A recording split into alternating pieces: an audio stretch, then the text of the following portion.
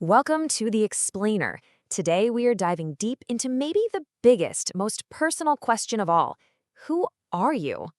It sounds like a simple question, right? But it's one that has been tackled by some of the greatest minds in Western psychology for more than 100 years. And trust me, their answers are as diverse and complex as we are. So here's our game plan for today. We're going to start with this whole quest for the self. Then we'll explore our inner world, look at all the different layers of you, and even ask, is the self just an illusion?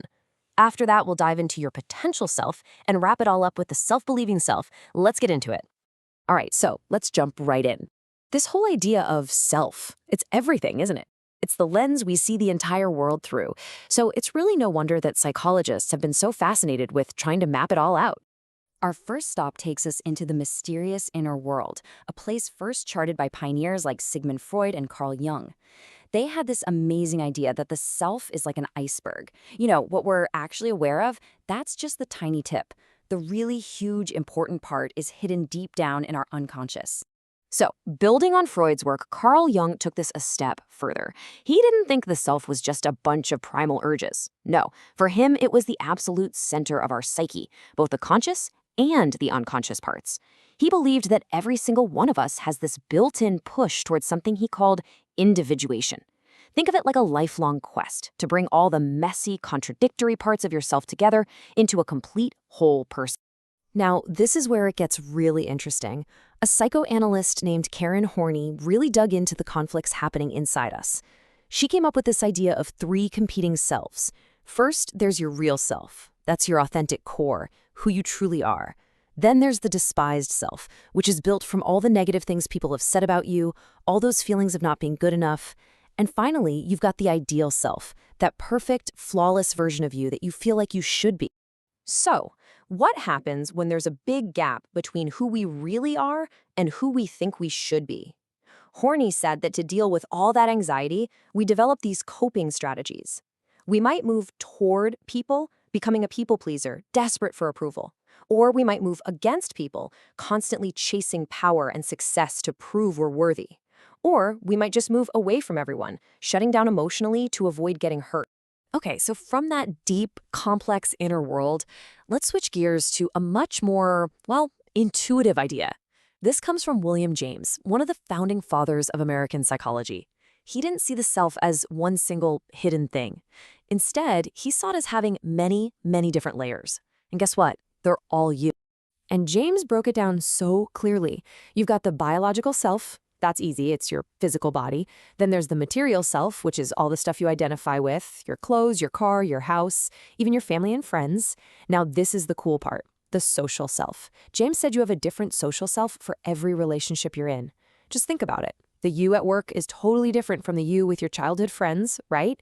And finally, there's the spiritual self, which is that inner core, your private thoughts, your will. All right, brace yourselves. We've been talking all about our deep inner worlds, our spiritual cores. Well, the next perspective we're going to look at just takes all of that and throws it right out the window. For behaviorists like B.F. Skinner, all this chatter about an inner self was just unscientific fluff. He basically said the self is a made-up story, an explanatory fiction. It's just a convenient word we use to describe a bundle of behaviors that have been shaped over time by rewards and punishments from our environment. That's it. So let this sink in. From this point of view, there is no little you inside your head pulling the levers and making decisions. There's just behavior and its consequences. Personal growth isn't some journey to find yourself. Nope, it's just learning how to control your environment and your actions more effectively to get the results you want. Okay, wow. After that pretty stark view, let's swing the pendulum all the way back to something way more optimistic, much more empowering. Let's talk about the humanistic perspective, which sees the self as this amazing, lifelong project of becoming who you're meant to be.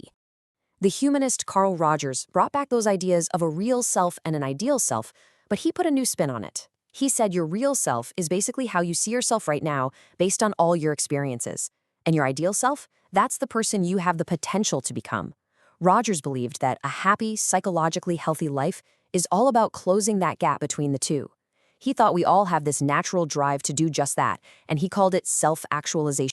And another giant in this field, Abraham Maslow, gave us a kind of roadmap for how to actually do this self-actualization thing. He talked about things like practicing deep concentration, always choosing growth over fear, being brutally honest with yourself, and constantly working on self-development. It's all about actively becoming the most capable, fulfilled version of yourself. Okay, for our final stop, let's look at a more modern view that kind of pulls a lot of these threads together, the cognitive perspective. This idea focuses on how our thoughts, and maybe most importantly, our beliefs, are what actively build the self that we live with every single day. The big name here is Albert Bandura. He wasn't interested in some deep, hidden self. For him, the self was a set of mental processes. And he said the most important one of all is what he called self-efficacy. It's a fancy term for something really simple. It's your belief and your own ability to get things done. It's that voice in your head that says, yeah, I've got this. And that I can do this feeling, it's not magic. It doesn't just pop up out of nowhere. Bandura showed that we build it from really specific places.